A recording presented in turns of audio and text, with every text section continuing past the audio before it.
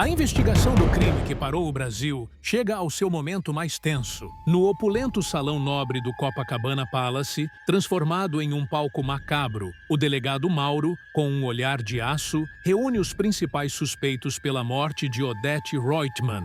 Cada um deles, uma peça em um tabuleiro de ódio e ambição, carrega um motivo mais forte que o outro para ter desferido o golpe final. O que eles não imaginam é que, em meio a uma teia de segredos e álibis frágeis, o delegado os levará ao limite, um por um, construindo um quebra-cabeça de ressentimentos que parece ter apenas uma solução lógica. De fato, a investigação se afunilará de forma implacável sobre a figura mais frágil e vulnerável da família, encurralando-a com provas que parecem irrefutáveis, preparando o terreno para uma acusação que promete ser o fim de tudo. A atmosfera na sala é sufocante, o ar pesado com o cheiro de perfume caro e medo. Sentados, sob a pressão do interrogatório, estão Celina, a irmã que viveu uma vida inteira de ressentimento à sombra de Odete; César, o marido vigarista cujo luto cheirava a oportunidade e cujo único interesse era a fortuna da esposa; o ambicioso Marco Aurélio e sua cúmplice silenciosa, Leila, que viam em Odete o único obstáculo para o poder total; e, num canto, quase encolhida, Heleninha, a filha frágil, carregada de uma vida inteira de desprezo e dor causados pela própria mãe. O delegado inicia o interrogatório, não com perguntas, mas com uma declaração fria que ecoa pelo salão. Um de vocês, nesta sala, é um assassino, e eu garanto que não sairá daqui impune. Ele começa pelo alvo mais fácil, o mais transparente em sua ganância: César. O vigarista já havia ensaiado seu papel de viúvo devastado, mas a performance era pífia. Delegado, eu perdi o amor da minha vida. Ele começa, com a voz embargada. Mauro o corta, sem paciência. Poupe-me do teatro, senhor César. Sua preocupação com o inventário começou antes mesmo do corpo da sua esposa esfriar. Onde o senhor estava na noite do crime? César gagueja, pego de surpresa. Eu estava no meu quarto, aqui no hotel. Estava descansando, abalado por uma discussão que tivemos. O delegado sorri, sem humor. Descansando, conveniente. Nenhuma testemunha, nenhum telefonema. Apenas o senhor, sua dor de fachada e a expectativa de se tornar um viúvo milionário. O senhor tinha o acesso à oportunidade e, sejamos honestos, o maior motivo financeiro de todos? César protesta, fala em advogados, mas o delegado já o descartou em sua mente como barulhento e óbvio demais. O foco de Mauro se volta para a dupla de poder, Marco Aurélio e Leila. Vamos aos arquitetos do poder, diz ele com sarcasmo. A senhora Roitman estava prestes a entregar um dossiê que acabaria com a sua carreira, não é, Marco Aurélio? Ela ia te expor como o ladrão que você é. Marco Aurélio, com sua frieza habitual, não se abala. Isso é uma calúnia. Odete e eu tínhamos divergências profissionais, nada mais. Quanto à noite do crime, eu e minha esposa estávamos em um jantar no restaurante. Temos dezenas de testemunhas. Leila confirma cada palavra, como um eco treinado, mas suas mãos, entrelaçadas no colo, estão brancas de tão apertadas. O delegado percebe. Um álibi perfeito, sólido, talvez perfeito demais. Quase como se soubessem que precisariam de um. O ódio não precisa de horário marcado, não é mesmo? Bastava um telefonema, um executor. A insinuação paira no ar, venenosa, mas sem provas concretas. Mauro é forçado a seguir em frente. A pressão aumenta drasticamente quando ele se volta para Celina. A irmã, sempre à margem, sempre a segunda. Uma vida inteira de humilhações, não é, dona Celina? Menosprezou sua arte, tratou a senhora como uma funcionária. Deve ser um alívio finalmente se livrar da irmã que sempre te diminuiu. As palavras do delegado são cruéis, calculadas para quebrar a compostura de Celina, e funcionam. As lágrimas que ela segurava finalmente caem. Eu a odiei muitas vezes, sim, ela confessa, com a voz embargada pela dor de décadas. Eu odiei a mulher que ela se tornou, mas ela era minha irmã. Onde eu estava? Estava em casa, sozinha, como sempre, tentando pintar flores para esquecer o monstro que a minha irmã havia se tornado. Seu álibi é fraco, sua confissão de ódio é forte, e o delegado a anota como uma possibilidade real.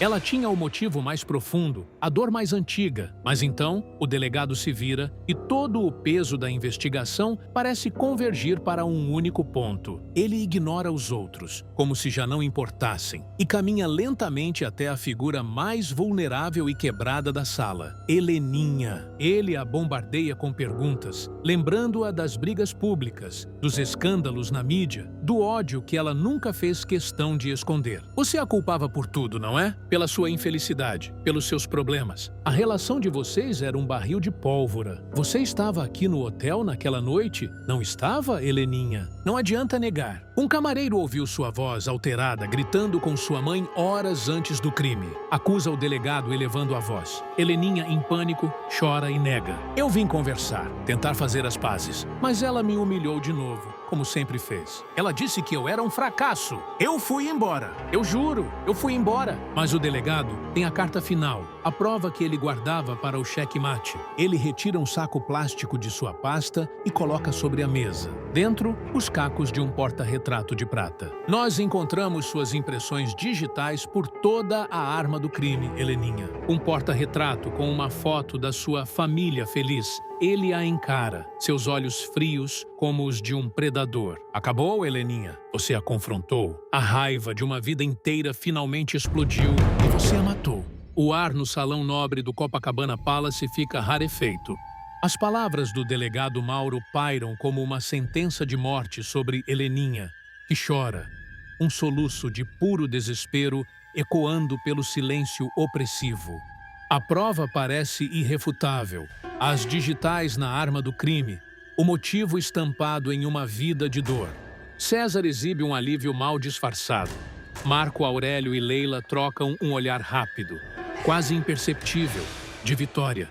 E Celina leva as mãos à boca, horrorizada com a possibilidade de sua sobrinha ser uma assassina. O delegado, satisfeito, faz um sinal para os policiais se aproximarem, pronto para encerrar o caso mais notório de sua carreira. Heleninha Reutemann, a senhora está presa pelo assassinato de sua mãe. Mas nesse exato momento, quando a mão de um policial está prestes a tocar o ombro de Heleninha, a porta do salão se abre com uma força que assusta a todos. Parem, não foi ela. Pelo amor de Deus, parem. É Raquel, com o rosto pálido, marcado pela angústia e pela falta de sono. Ela entra na sala, ofegante, como se tivesse corrido uma maratona. Todos ficam em choque. O delegado, furioso pela interrupção dramática, se vira para ela. Dona Raquel, o que a senhora pensa que está fazendo? Saia daqui imediatamente. Isto é uma investigação policial.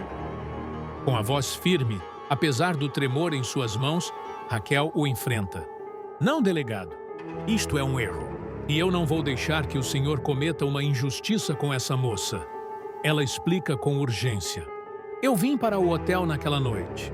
Eu estava apavorada, com medo que a minha filha, a Fátima, na loucura dela, viesse atrás da Odete para cometer uma loucura. Eu precisava impedi-la.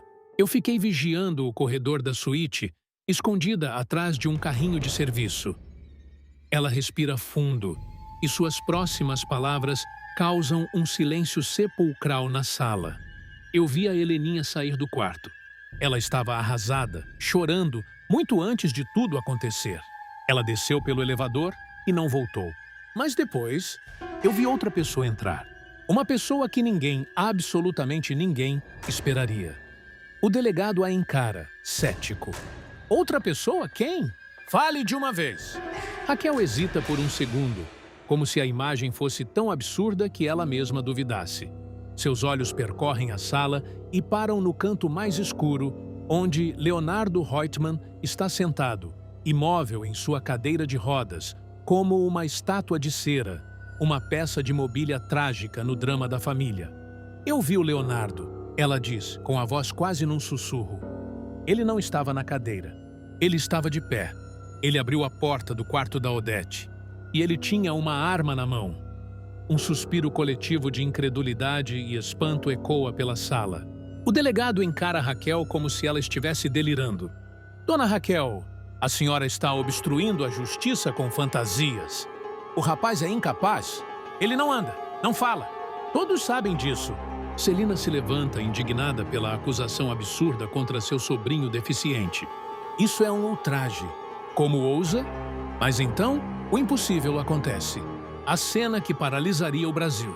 Ignorando os olhares de todos, Leonardo Reutemann, o filho esquecido, o herdeiro quebrado, apoia as mãos nos braços da cadeira.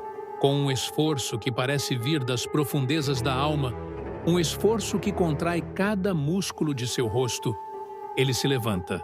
Um grito de espanto escapa dos lábios de Celina. Afonso e Heleninha ficam paralisados, boquiabertos, como se vissem um fantasma. Marco Aurélio e Leila recuam um passo, instintivamente.